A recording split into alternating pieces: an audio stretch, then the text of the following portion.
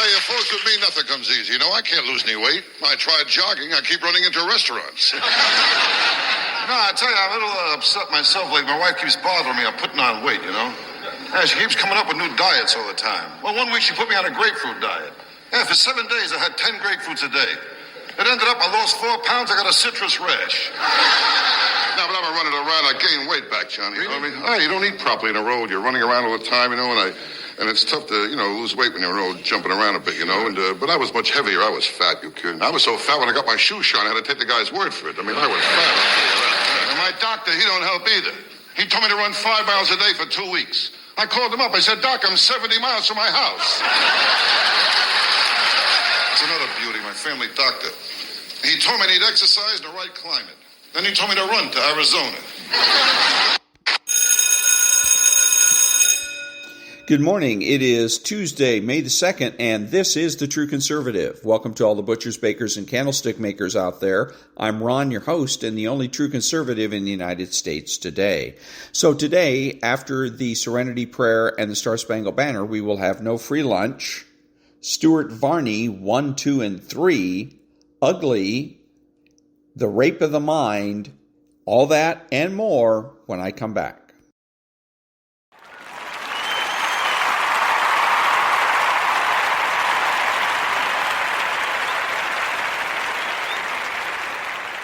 God, grant me the serenity to accept the things I cannot change, the courage to change the things I can, and the wisdom to know the difference.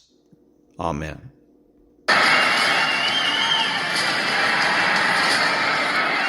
and gentlemen, please remain standing and remove your hats for the national anthem of the United States of America.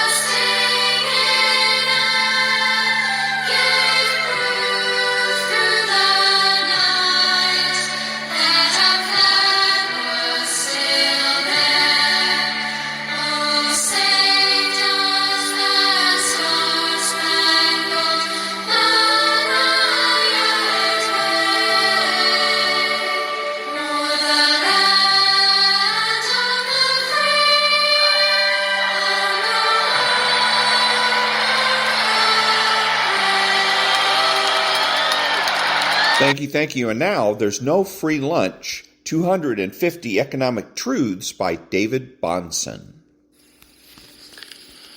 One of the most important reasons for studying history is that virtually every stupid idea that is in vogue today has been tried before and proved disastrous before, time and again. Thomas Sowell. 21st century advocates of socialism would do well to study the consequences of 20th century socialism.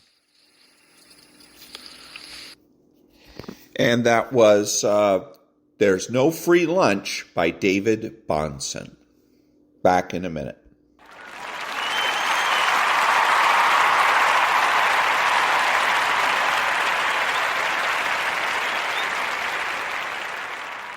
Thank you. Now a little bit of Stuart Varney and an example of some ideological brainwashing. Not surprised by that, are you, Guy? No, I mean, how can you argue with that? And I understand certain people want to tune into certain media outlets or read certain newspapers because they tend to agree with opinion, editorial bent, or what have you. There we go.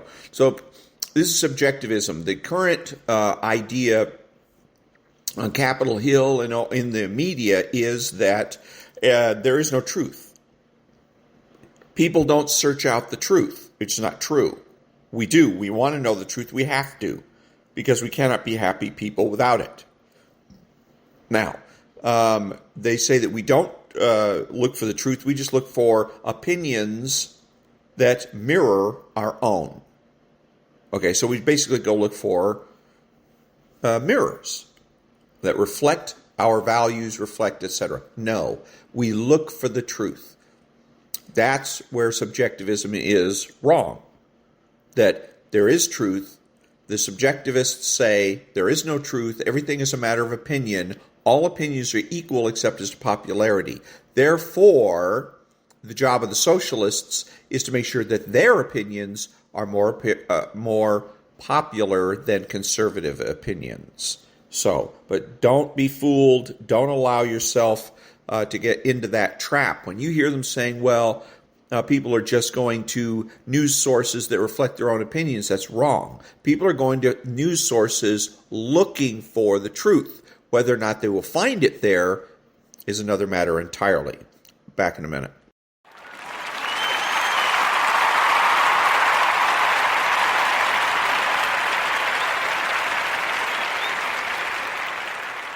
Thank you. A little bit more of Stuart Varney and some commentary. How can you argue with that? And I understand certain people want to tune into certain media outlets or read certain newspapers because they tend to agree with opinion, editorial bent, or what have you. But I think overall the biggest problem with this is the media, for the most part, and there are exceptions, but broadly speaking, the corporate media is on one side of the ideological spectrum and the partisan spectrum. And what they do is they deny it. That's the big problem. If you're somewhere and you're out on the left and you're a loud and proud Democrat and you have all these progressive values and you admit it and you put your cards on the table, then fine, we can sort of listen to what you have to say and take it with a grain of salt. No, he's wrong. What he should have said is that the big problem with corporate media is that they lie to us. We're in search of the truth, and we look for it in various places. We used to look for it at CNN, and actually we used to get the truth from CNN, or a reasonable facsimile thereof, back in the Iraq War. That's where they became famous. They were called the little news group that could. It was a very tiny, small or news organization. They were had some people in Baghdad when the Iraq War kicked off, and so that's where they made their name. And MSNBC and things like that. We look to them for the truth. If we don't find the truth with them, then we look somewhere else. We look to Fox. We look to OANN. We look to Newsmax, et cetera, et cetera. We look to ABC, NBC, CBS. And again, if we're not going to get the truth from those organizations, if their integrity and credibility is dubious, then we look somewhere else. That's what this gentleman should have said. Back in a minute.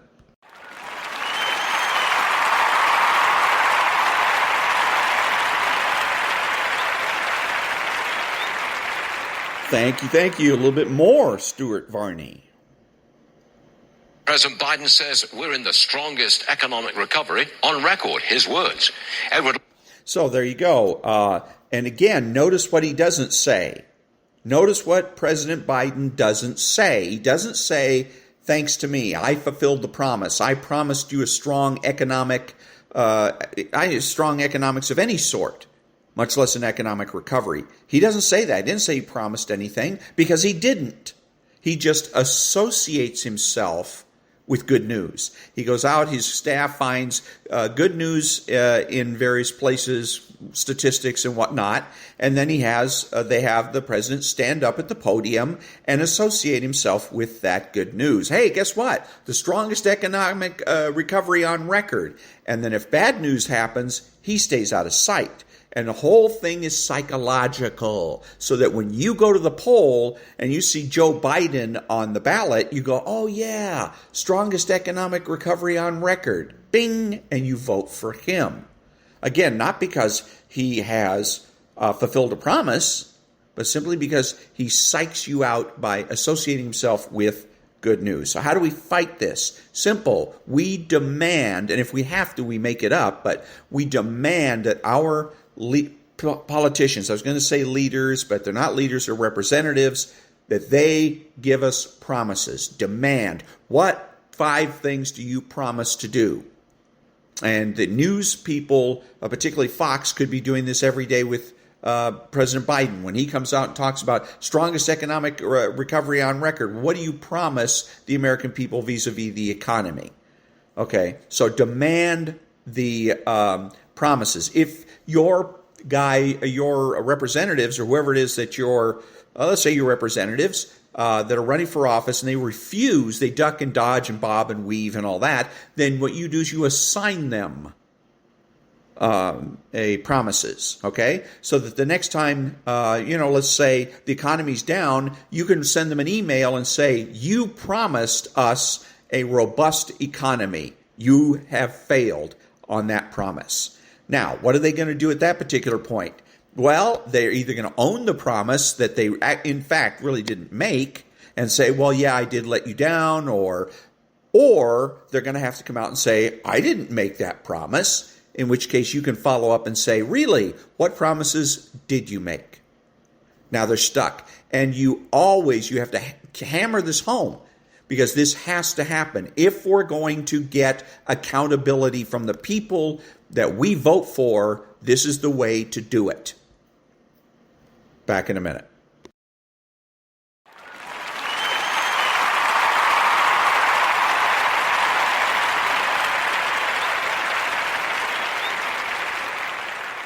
Thank you. So I saw today, it was on Twitter, and they showed a picture of a woman with a baby, and I think that they may have done something photographically. They altered the picture in some way, shape, or form, because the woman was deformed and so was the baby. And then the caption read, "All moms are beautiful." Now, this is the kind of crap that the left loves to perpetrate, because what they're trying to do is get rid of hierarchy. And one of the hierarchies is beauty. People that are beautiful versus people that are ugly. And so somebody may come to you with a picture that may come to you with this very picture. And it's a picture of supposedly a mom. It's a lady and her child, and she's doing like a selfie of both her and the child. And so anyways, they might come to you with this very picture, or they might come to you, I've seen it done on Facebook a lot of times, and so they may come to you about, this is beauty. You don't have to go along with it. You don't have to agree with it. You say, what you do instead, you don't have to argue either. You don't have to say, oh no, she's ugly, because she is. She's disfigured. The baby was hideous as well, but you don't have to go there. What you can do instead is say, the mother is lovable. And that's the point. Okay, so now the whole issue goes away. And you don't have to get involved in it. You don't have to put yourself, because especially if let's say you're at work, right? And somebody comes up to you with this, you don't want to get into a spat. But at the same time, you don't want to lie to people and tell them that this woman is beautiful when you know she's ugly, when you know she's hideous. Okay? So what you do is you say the woman is, and you can even do it on Facebook, which is what I did. I put it on Facebook, and every time I get one of these, I put on there, I put in a reply that says, the woman is lovable, and that's the point. And I never get any feedback. It shuts them right up. Shuts them up every time. So remember, so if somebody tries to convince you that ugly is beautiful, and they're going to use a woman or a baby or whatever, you just simply say she's lovable, and that's what matters. Back in a minute.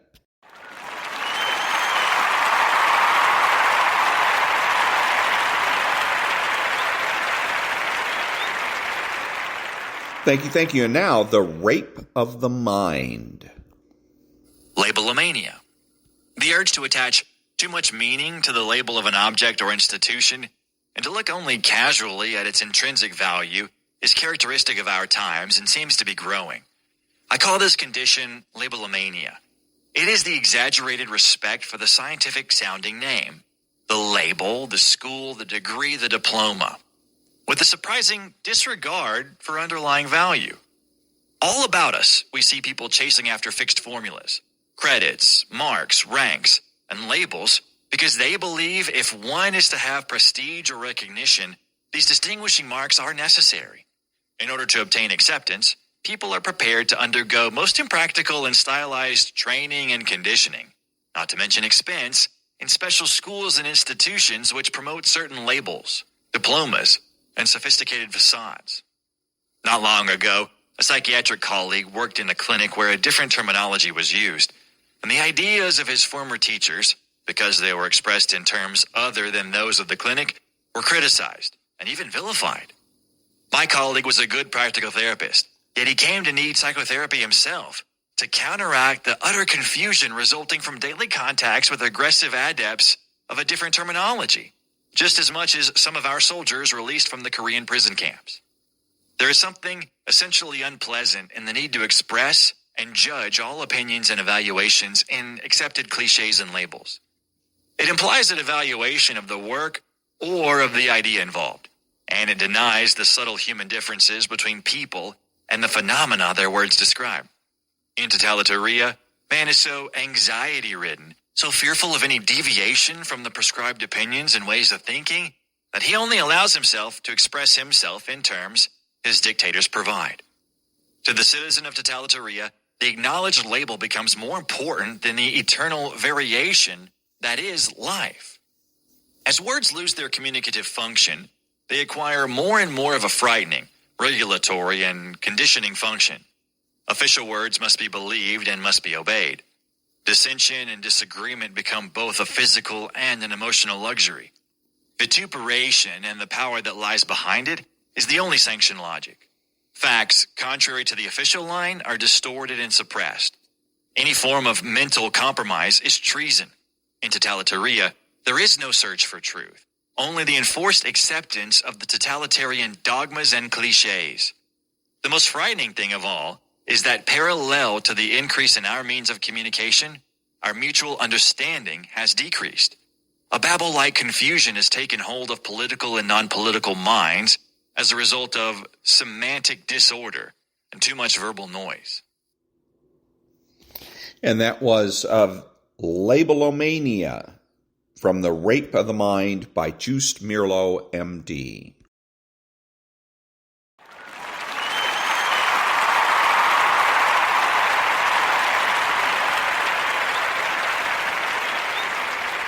Dum dum dum dum dum dum dum dum dum dum dum dum dum. Here's to the ones that we got. Cheers to the wish you were here, but you're not, 'cause the dreams bring back all the memories of everything we've been through. Close to the ones here today, close to the ones that we lost on the way, 'cause the dreams bring back all the memories, and the memories bring back you. There's a time that I remember when I did not know no pain, When I believed in forever and everything would stay the same. now my heart feel like December. When somebody say your name, 'Cause I can't reach out to call you, but I know I will one day. Yeah. Everybody hurts sometime. Everybody hurts someday. Yeah. But everything will be alright. Cause your voice will say, hey. here's to the ones that we got. Cheers to the wish